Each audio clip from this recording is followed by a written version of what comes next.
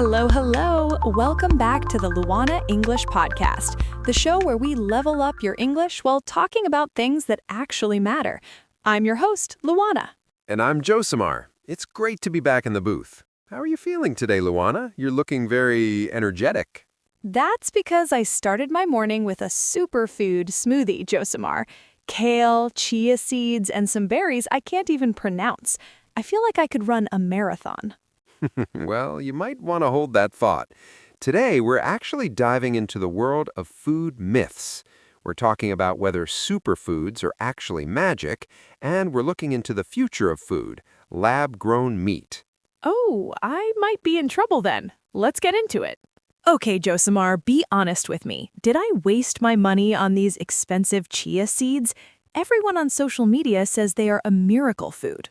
Well, miracle is a strong word. Don't get me wrong, chia seeds are healthy. They have fiber and omega-3s, but the term superfood is actually more of a marketing ploy than a scientific category.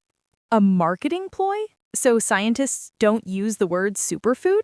Not really. If you eat nothing but kale and blueberries but still eat a ton of processed sugar, those superfoods won't save you. Nutritionists usually say it's about the whole diet, not one specific hero ingredient. That makes sense. It's like learning English, right? You can't just learn 10 super idioms and expect to be fluent if you don't know basic grammar. Exactly. It's about balance. And speaking of balance, there's something even more controversial than kale hitting the market lately: lab-grown meat. Ugh, cultivated meat, right? I saw a news report about it. They grow it in a lab from animal cells without without the cow. It sounds a bit like science fiction. It does, but supporters say it's a game changer for the environment. No methane emissions from cows, no large-scale farming, and no animal cruelty. I'm torn, Josimar. On one hand, I want to save the planet. On the other hand, the idea of test tube steak makes me a bit squeamish. Would you eat it? If it tastes the same and it's safe, absolutely. I think we're often biased toward things we label as natural, even if natural farming is currently hurting the planet. That's a fair point. It's funny how we're scared of lab meat, but we happily drink soda with 20 ingredients we can't name. Let's slow down a second for our deep dive. Josimar, you used a great phrase earlier, a marketing ploy. Can you explain that? Sure. A ploy is a clever trick or a plan used to turn a situation to your advantage. So a marketing ploy is when a company uses a fancy word, like superfood, just to make you spend more money, even if the product isn't actually special. Great one. I also want to talk about a grammar point. I said, I'm torn. That's a classic B2 expression. When you are torn, you are pulled in two different directions because you have to make a difficult choice.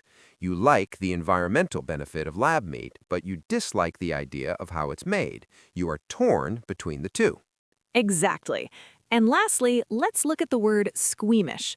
I said lab meat makes me feel squeamish. That means I feel a bit sick or disgusted by something, usually something related to blood or strange food. Before we go, let's recap 5 key words or idioms from today's chat. 1. Marketing ploy, noun, a trick used to sell products. For example, the buy one, get one free deal was just a marketing ploy to get rid of old stock. 2. Game changer, noun, something that completely changes the way a situation develops. For example, the invention of the smartphone was a real game changer for communication. 3.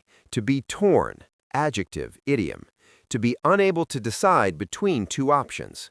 For example, I'm torn between buying a new car or going on a long vacation.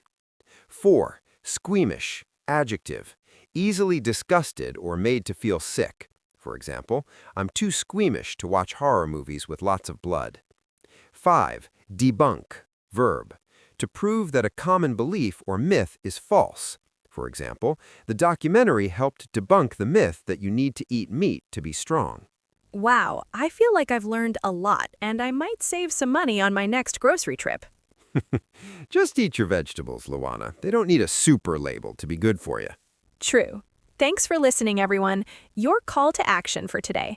Try to use the word squeamish or torn in a sentence today. Tell a friend about something you're torn about. See you next time on the Luana English Podcast. Bye-bye.